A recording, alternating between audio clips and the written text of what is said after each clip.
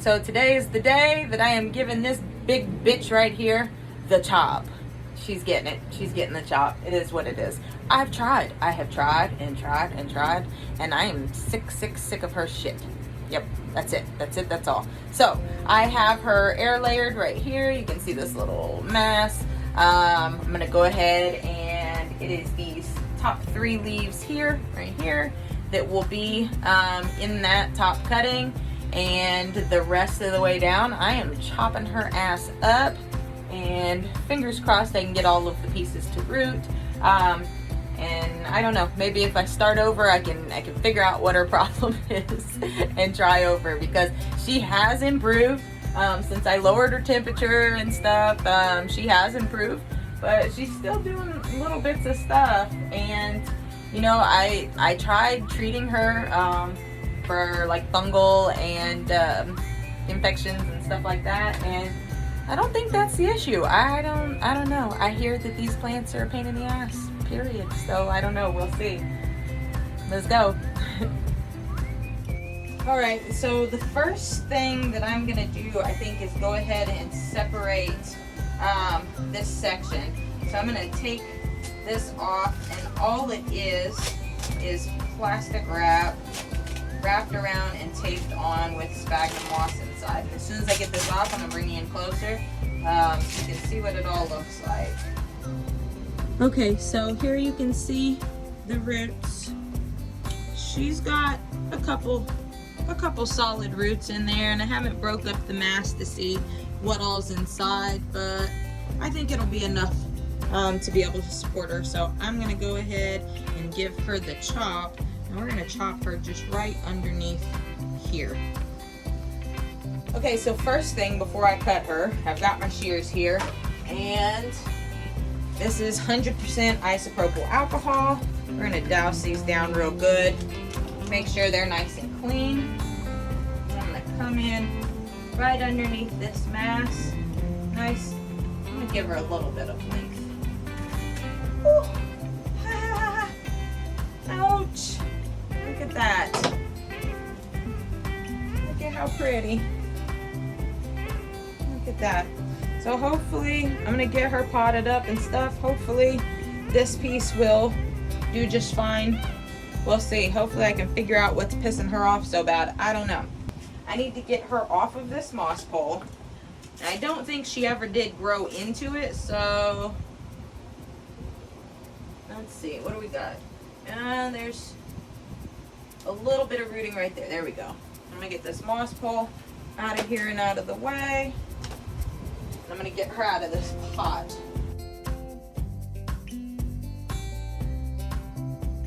Out of the pot. Break this up. See, her roots look good. Her roots look nice and healthy. I don't know. Let's see if I can bring this closer up to you. I'm gonna bring the whole tray. See them roots? They look pretty good. I don't know what her problem is. She hates me. That's what.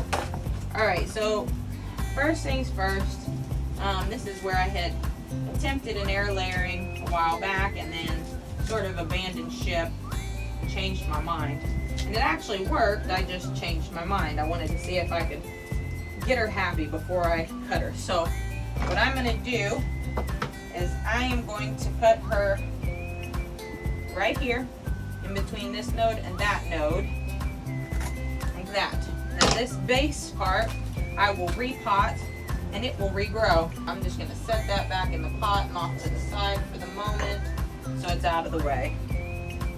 And I am going to set this up here and bring you in a little bit closer so you can see where I make my cuts, and we can talk about some things as we go. Okay? Okay, so I've got her situated over here, and I want to show you something before I make a cut, because this is something that you want to be aware of before you start chopping up large pieces like this. So I'm going to come in nice and close like, and you see this green spot right there? That is an auxiliary bud.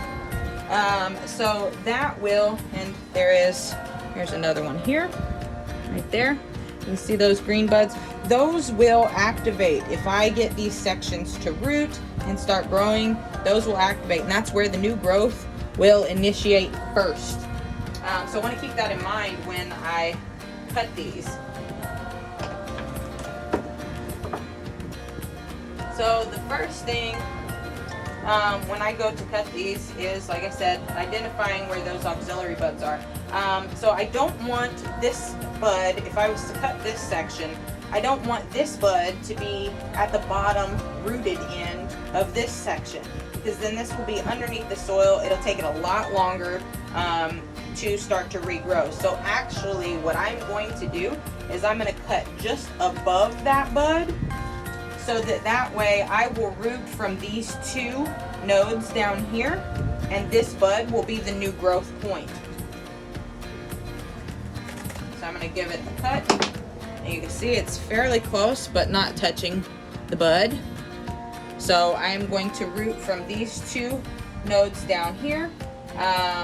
Hopefully, fingers crossed, these older, more mature sections like this, they pretty woody. Look, there's another bud there too. They can take a little bit more effort to get rooted, but we'll set that aside. That's going to be one cutting. Now on this one, we have that one there. So I would like to get my growth there.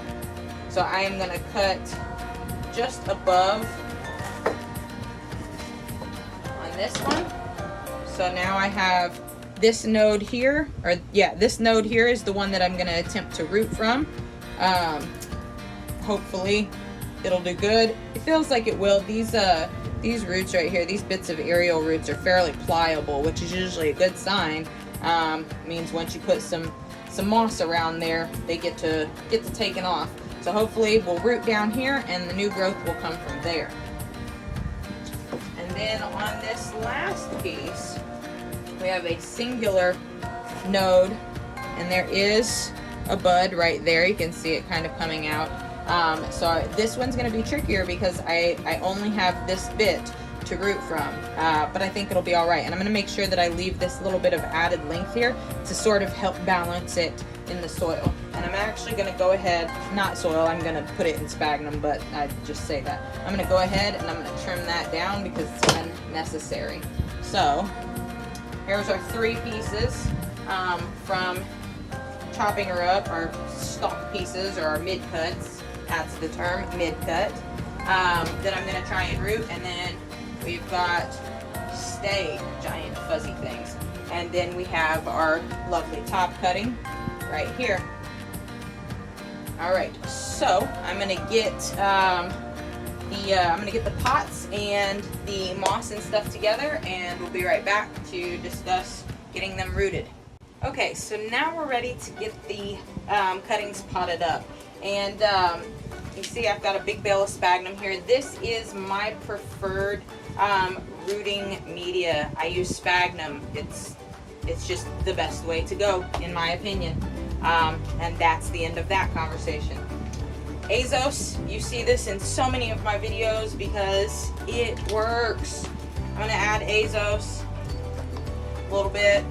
It's a little chunky because mine got a little moisture inside the package, but it's all right. It breaks up easily in the water. And I'm going to mix that Azos around in there. Azos is a nitrogen fixer and a growth promoter, so rooting hormone in essence. But it does more than just help with rooting.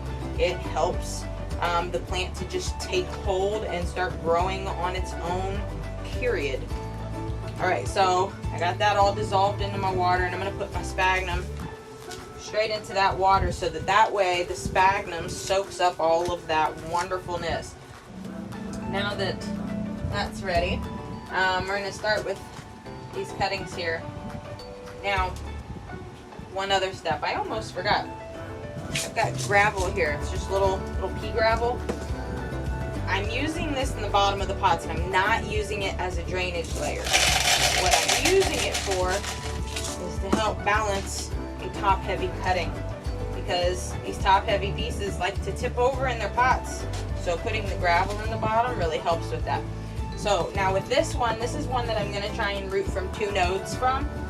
So I make sure that I have a pot that's deep enough for that to be below the pot line. So I'm going to set that down in there, and I'm going to take my sphagnum and I'm going to wring it out a little bit. I want it to be moist, but not just sopping wet, you know. And now I feel like one of the most important things when you're doing this part right here is packing the sphagnum in really tightly. You want it to keep complete, continuous, constant contact with those nodes in order to encourage root growth. So I am going to work this up, in, around, behind, on top of, and pack it in tightly. And then on this top one, I'm going to stack this sphagnum up nice and good and tuck it around. I'm going to try to keep it just below this leaf, because when you bury these leaves, when you bury the base of the leaf, petiole, when you bury the base of the leaf's petiole underneath the sphagnum, you'll tend to lose the leaf. And we might lose the leaf anyways, but I'm going to try to save it because it'll help get the growth going along faster if it's got a leaf. Even if it's a leaf as ugly as this one, it still helps. So we're going to bring that sphagnum right up to the node to where it's touching, but not up over the top of it. And then hopefully, like I said, this is the one that has that bud right here. Hopefully that will start growing. So you can see with the gravel in there, it's pretty well solid. It's not going to tip over.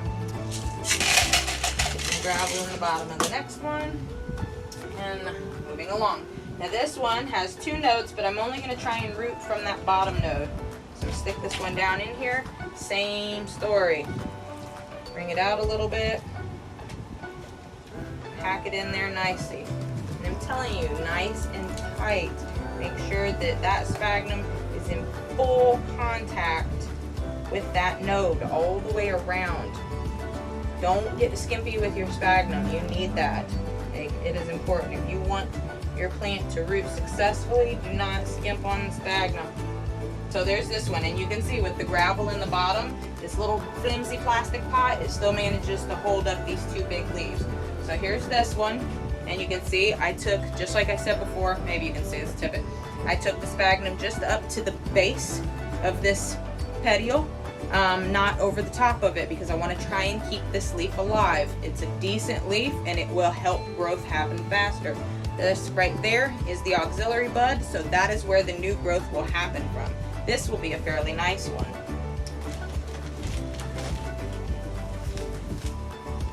And another benefit of putting the rooting hormone into the water versus on the plant is I don't have to dip every single plant or every single cutting. I don't have to dip it. I don't have to treat it. It's here. It's done. All right. So get this sphagnum all worked up. We got this single leaf, single node cutting here, but it does have its auxiliary bud right there.